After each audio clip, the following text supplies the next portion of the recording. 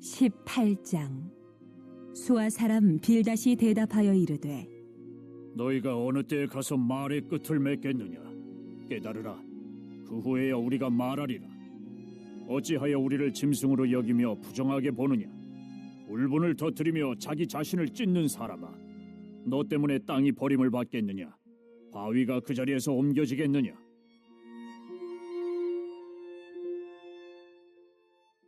악인의 빛은 꺼지고 그의 불꽃은 빛나지 않을 것이요, 그의 장막 안의 빛은 어두워지고 그 위에 등불은 꺼질 것이요, 그의 활기찬 걸음이 피곤하여지고 그가 마련한 꾀에 스스로 빠질 것이니, 이는 그의 발이 그물에 빠지고 올가미에 걸려들며 그의 발 뒤꿈치는 덫에 치이고 그의 몸은 올무에 얽힐 것이며, 그를 잡을 덫이 땅에 숨겨져 있고 그를 빠뜨릴 함정이 길목에 있으며, 무서운 것이 사방에서 그를 놀라게 하고 그 뒤를 쫓아갈 것이며, 그의 힘은 기근으로 말미암아 쇠하고 그 곁에는 재앙이 기다릴 것이며, 질병이 그의 피부를 삼키리니 곧 사망의 장자가 그의 지체를 먹을 것이며, 그가 의지하던 것들이 장막에서 뽑히며 그는 공포의 왕에게로 잡혀가고 그에게 속하지 않은 자가 그의 장막에 거하리니, 유황이 그의 처소에 뿌려질 것이며 밑으로 그의 뿌리가 마르고 위로는 그의 가지가 시들 것이며, 그를 기념함이 땅에서 사라지고 거리에서는 그의 이름이 전해지지 않을 것이며, 그는 광명으로부터 흑암으로 쫓겨 들어가며 세상에서 쫓겨날 것이며, 그는 그의 백성 가운데 후손도 없고 후예도 없을 것이며, 그가 거하던 곳에는 남은 자가 한 사람도 없을 것이라. 그의 운명에 서쪽에서 오는 자와 동쪽에서 오는 자가 깜짝 놀라리라. 참으로 불의한 자의 집이 이러하고 하나님을 알지 못하는 자의 처소도 이러하니라. 욥기서 18장 말씀이죠.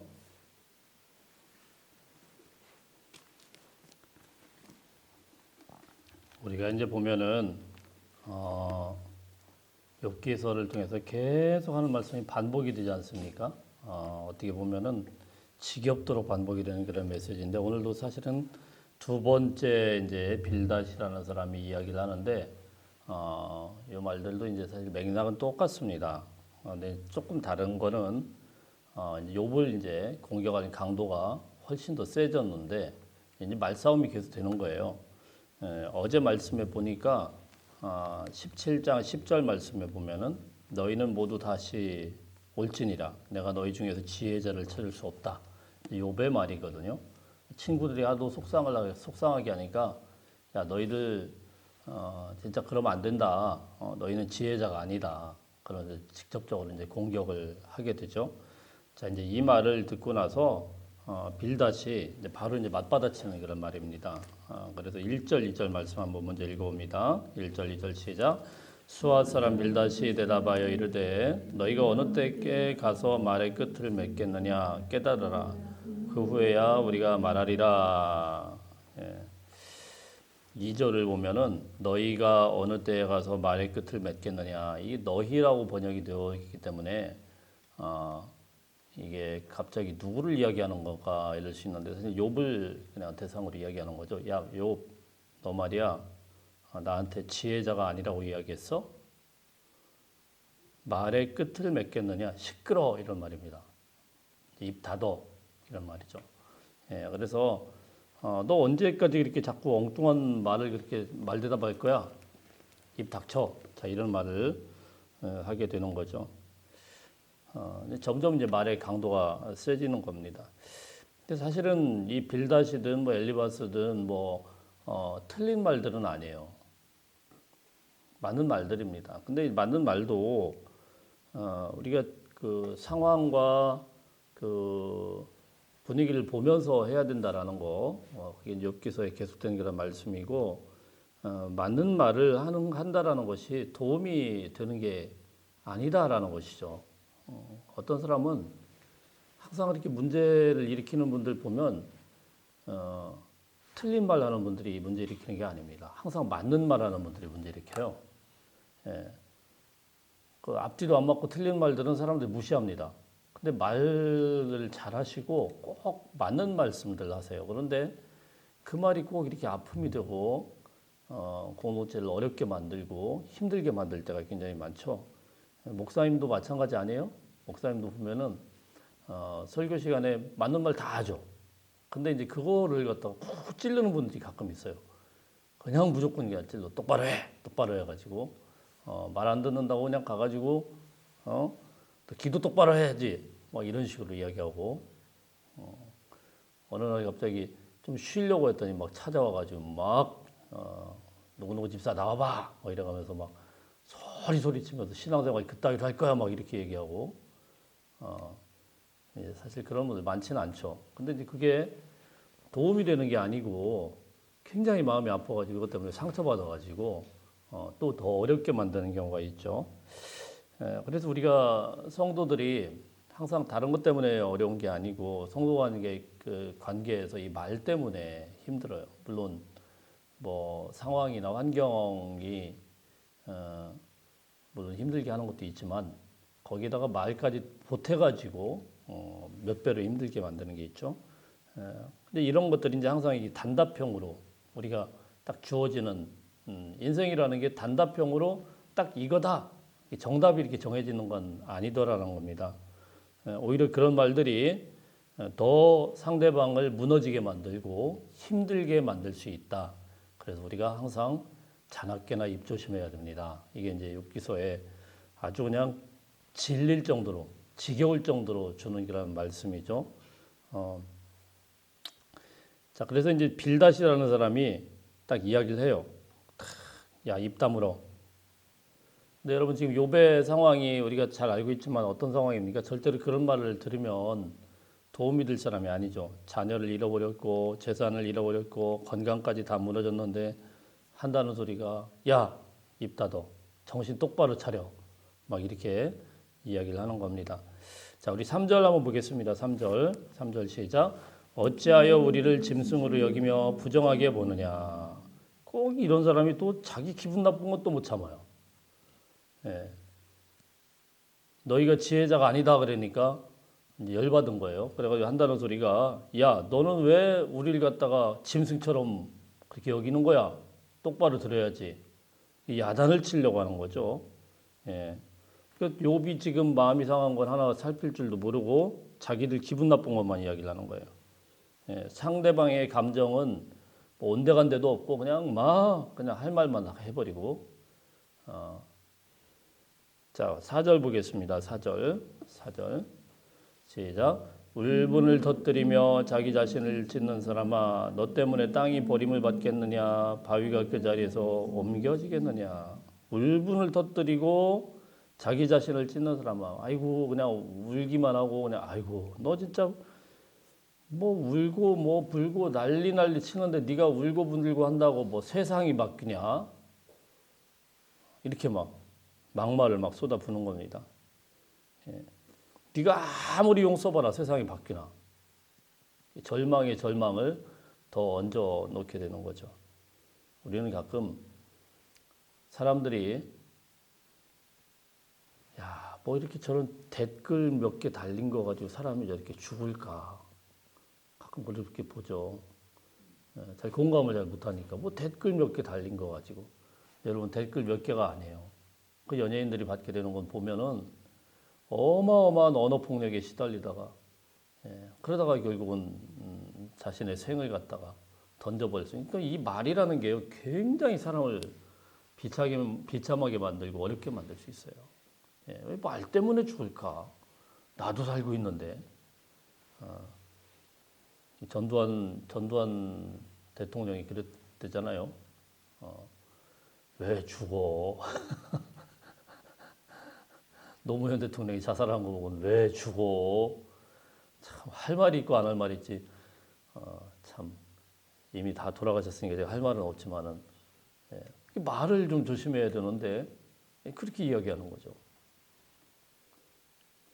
말 때문에 항상 문제가 생겨요. 그러니까 우리가 성도의 생활 속에서 특히 욥기에서 우리에게 주는 말은 이 말을 참 조심 그리고 상대방을 배려하면서 하는 말 이게 얼마나 중요한가를 먼저 생각을 해야 됩니다. 그러니까 한다는 소리가 야, 네가 한번 울부짖어 봐라. 세상이 바뀌나. 어떻게 이런 말을 막 해댑니까? 네가 암만 뭐 네 가슴을 찢고 울부짖어봐라. 땅이 버림을 받겠느냐, 바위가 그 자리에서 옮겨지겠느냐. 다 소용없는 짓이니까 쓸데없는 소리 하지 말고 입 닥쳐라. 이렇게 아주 그냥 폭력적으로 이야기를 하고 있습니다. 자, 그리고 이제 5절부터 또 21절까지 아주 귀에 딱지가 묻히도록 계속 이제 이야기를 하는데 거의 저주를 막 퍼붓습니다. 계속 저주를 퍼부어요.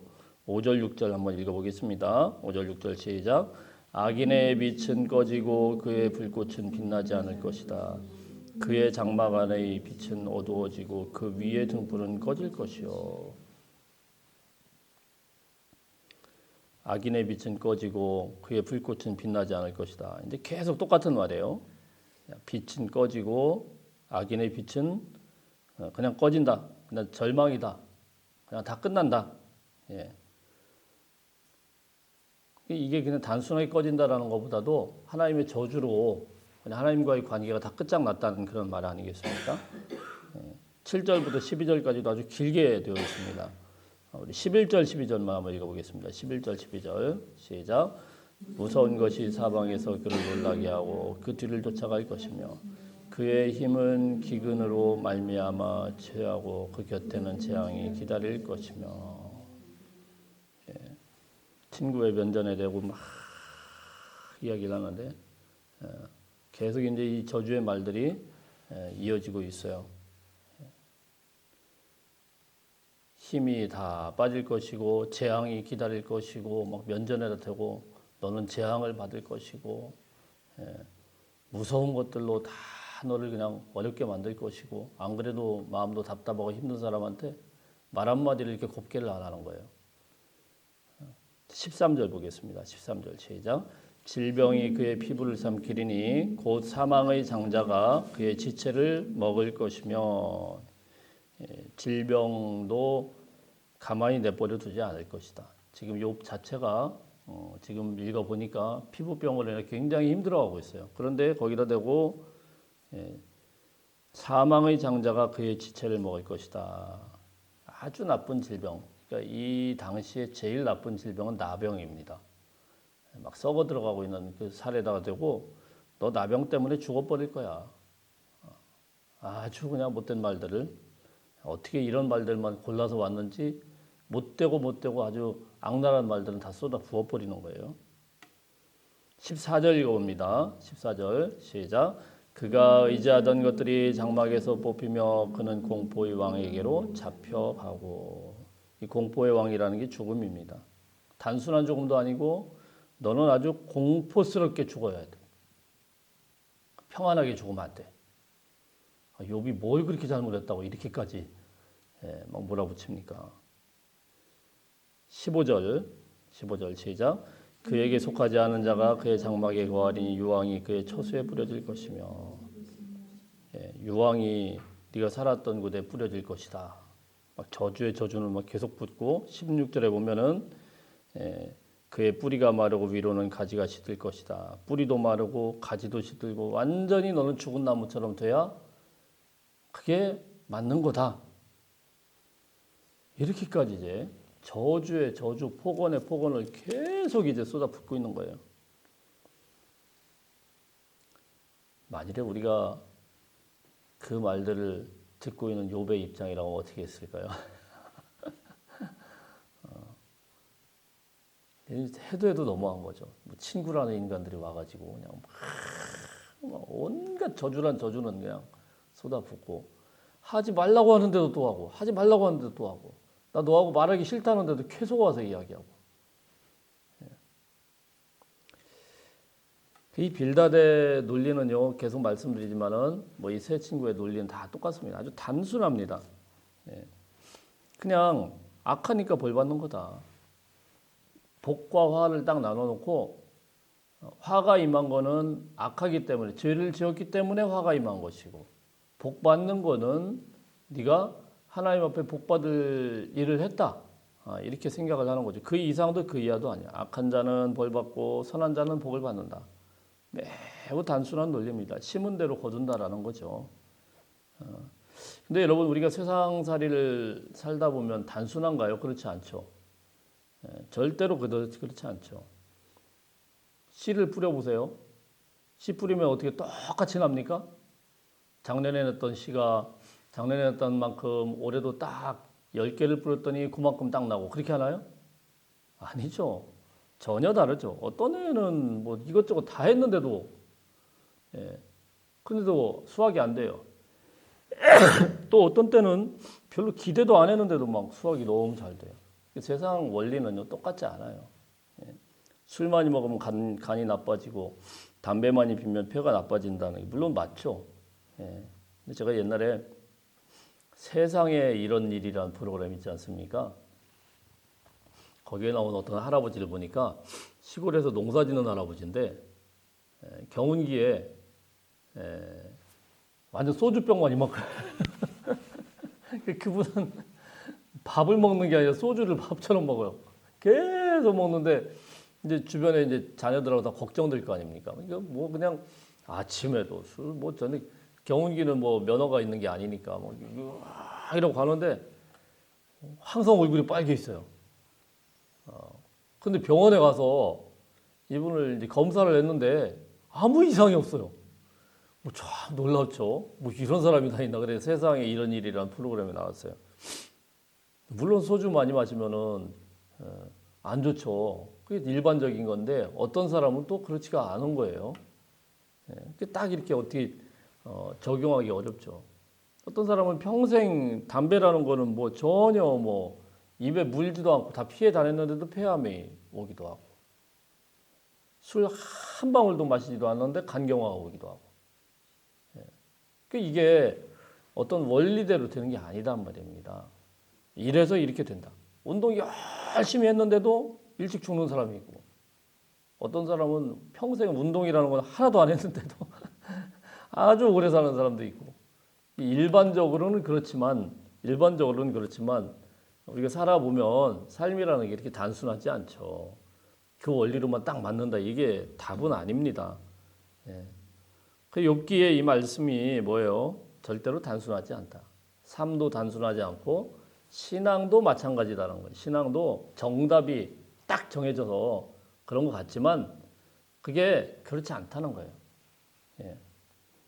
변수가 많다는 겁니다. 나쁜 짓 많이 하고 그래서 벌 받는 게 아니고 회개하지 않았기 때문에 벌 받는 게 아니고 이 삶이라는 게 신앙생활이라는 게 어떻게 보면 수수께끼와 같다. 굉장히 복잡하다. 이런 말들을 하고 있는 겁니다. 그렇다고 뭐 네 맘대로 살으라는 게 아니고 그런데 이제 그럼에도 불구하고 욥의 메시지는 뭐죠? 어제 17장 9절 말씀 한번 보겠습니다. 17장 9절 말씀에 보면은 이렇게 되어 있어요. 17장 9절 시작. 그러므로 의인은 그 길을 꾸준히 가고 손이 깨끗한 자는 점점 힘을 얻느니라. 자 뭐예요? 그럼에도 의인은 꾸준히 그 길을 간다. 할렐루야. 그럼에도 의인은 그 길을 간다. 이러거나 저러거나 의인은 세상이 이렇게 돌아가든 저렇게 돌아가든 그런 거에 치우치는 사람이야. 좌로든 우로든 치우치지 않는 그게 의인의 길이다. 왜 이런 메시지가 욥기에서 계속 주어졌을까요? 사실 욥기가 이게 언제 쓰여졌는지 우리가 정확하진 않습니다. 근데 이제 역사적인 배경으로는 굉장히 오래된 건데 이 메시지가 전해졌을 때 이런 배경들이 메시지가 필요했을 때를 가만 보면 성경이 대부분 많이 기록되었을 때가 포로 귀환 공동체입니다. 포로들이 돌아왔을 때 돌아와가지고 완전히 이제 마음을 잃어버렸죠. 야, 내가 하나님 잘못 믿었나? 우리 조상들이 이런 것들 때문에 내가 이제 다 끝장났나? 야, 우리 조상들이 이렇게 하나님 앞에 잘못해가지고 이 후손들까지 이렇게 벌을 받는구나. 막 마음이 다 무너져 내렸어요. 예루살렘 성전도 다 무너졌죠. 예루살렘 와보니까 다 폐허가 되어버렸어요. 아무것도 없어요. 돌아가라고 했는데 가보니까 뭐 너무 기가 막히죠. 하나님은 도대체 우리를 이제 버렸나 보다. 막 이런 마음들이 막 이제 포로 귀한 공동체에 잔뜩 들어 있습니다. 예. 우리가 6.25 전쟁으로 모든 게 다 폐허되고 다 무너졌지 않습니까? 자, 그때 우리 어른들이 다 그렇게 그런 마음이 들지 않았겠어요. 야, 그 하나님 앞에 울부짖고 기도하는데 그때 이제 이렇게 이제 친구들이 와가지고 얘기하는 거야. 야, 울어봤자, 네가 울어봤자 뭐 되겠냐? 뭐 이런 식으로 이게 말이 되겠어요? 그렇지 않죠.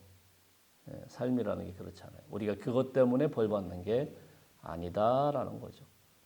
우리가 잘못해서 하나님이 벌 주는 게 아니다.